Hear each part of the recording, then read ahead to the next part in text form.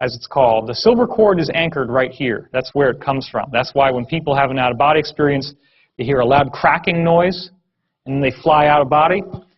The crack comes from right in here. So, the answer to why this works is that there is an electromagnetic shield that is created when the light goes out. It may be stimulated by the release of the DMT, but these two little arteries here, they don't look like much, but it's a known fact that the pineal gland has more blood flow per cubic volume than any other gland in the body. This gland has the most high amount of concentration of energy from your body of anything else. And that's because it's our gateway.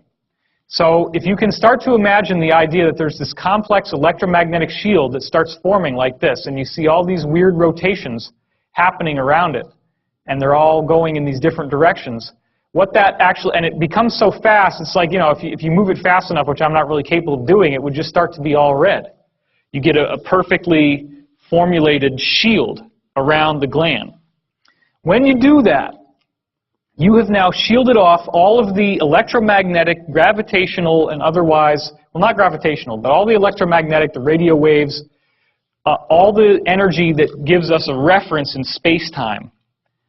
That opens up the door to time-space, just like when you shoot that little carbon-60 molecule, little buckyball, at the slit, and it pops inside out and it turns into a wave as it goes through. Well, there are little molecules inside this water called microclusters. And those molecules can flip over, and that's the gateway that allows you to see into time-space. So darkness activates electromagnetic activity. It feels like a pressure, a buzz, or a tone or acceleration inside your head. Has anybody here not had that experience? Okay, no hands have gone up.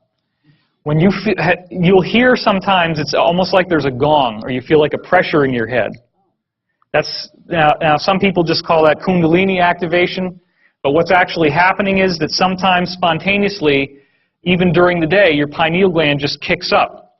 It's like a car engine, and it suddenly gets going, and you feel this sort of explosive energy shooting up into your head.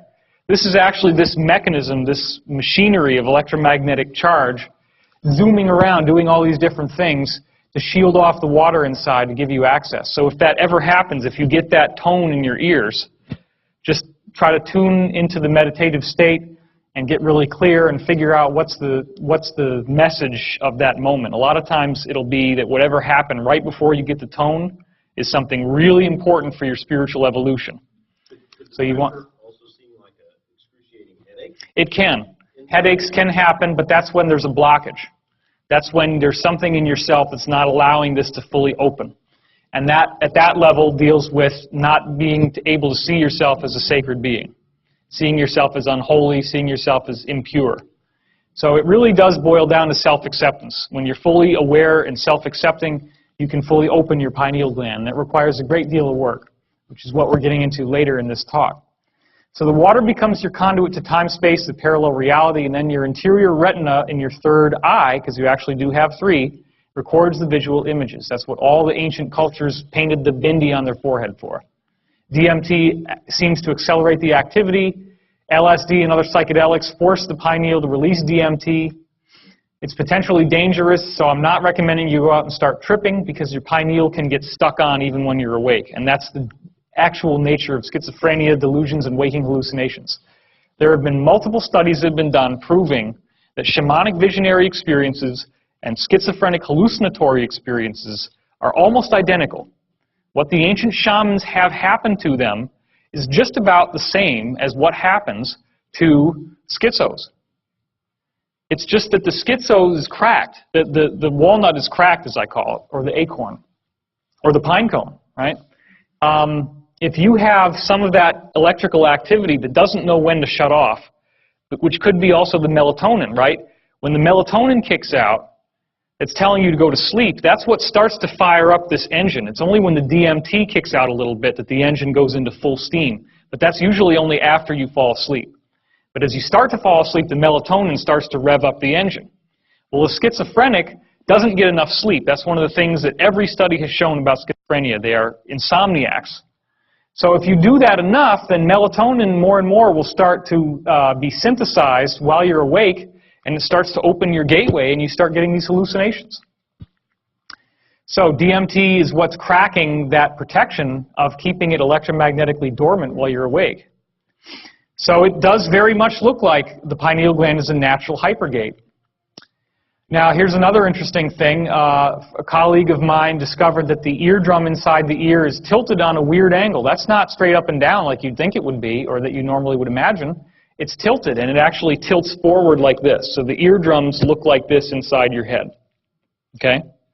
What he found was that he could build microphones that had this orientation, like where they are in your head, and he gets a three-dimensional recording. So if I were to take one of these mics and put it here in the room, and then somebody ran over through the back screaming, and then we take his speakers, because he built holographic speakers, and you pop the speakers right there in the same exact room, and you press play on the tape recording, you're going to hear that person running behind the room as if they were there. You get a holographic sound. Now, it makes sense, right? If light can be holographic, light is a vibration, why couldn't you do exactly the same thing with sound? This is how it's done. It's done by reverse engineering the way your ears already work. Because the human ear has a better three-dimensional tracking system than any other creature. The only creature that even comes close is the owl, which obviously for the hunting purposes. So we have a very unique hyperdimensional mechanism, and he actually also found that these lobes of the inner ear here are corresponding in the geometric angles to the Great Pyramid, the angles and slope of the Great Pyramid. So this is what happens. They're coplanar with a tetrahedron inside your head, the point of which comes out through the third eye center. And of course, the third eye is at the geometric center of this. So when you're going into the pineal gland, when you're falling asleep, you're going to lie down. You're going to tilt your head like this. Which way is the tetrahedron pointing now? Which way is the triangle going to be? Like this, right? And your eye is in the center. So doesn't that look a lot like this? So this is the secret, okay? There is a secret that has been kept right in front of our eyes. Nobody understands it. And again, as I said yesterday, I'm actually releasing this information for the first time. No one has ever made this public before. This is from deep in the Black Ops stuff, and I only was able to put the whole thing together from 7 different witness testimonies that all correlated independently of each other. That's how I found out that it's from the pineal gland. I'm not sure that they would want anybody to know this, so I am taking a risk at revealing this, but that's why I did it publicly first. Because this is what's happening. This is why this matters, okay? Could we reverse engineer the pineal gland? We have a basic system here. We have water that flips inside out. This allows you to see over into this other realm that we already know exists because we can prove in quantum physics that a particle turns into a wave and the wave is spaced out in time. Or has it already been done? Has it already been done? In fact, we have to ask ourselves, what are the needs? We need a barrel-shaped or pine cone-shaped container holding water, and it would have to be a special water.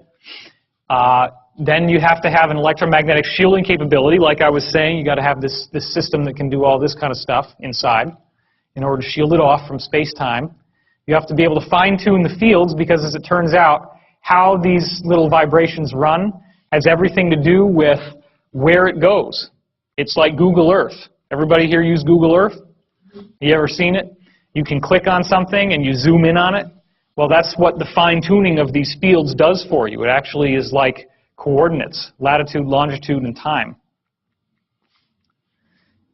Then you need some kind of method to pick up the visual images. Now, normally in the pineal gland, you do it with the retinal tissue, but you don't have a retina when you're dealing with a machine, so what do?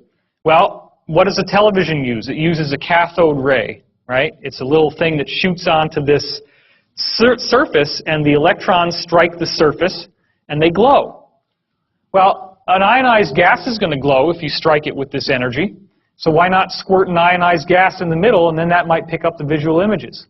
Well, this is what it looks like. This is real. This is, yesterday and today is the very first public unveiling in a public presentation of Project Looking Glass.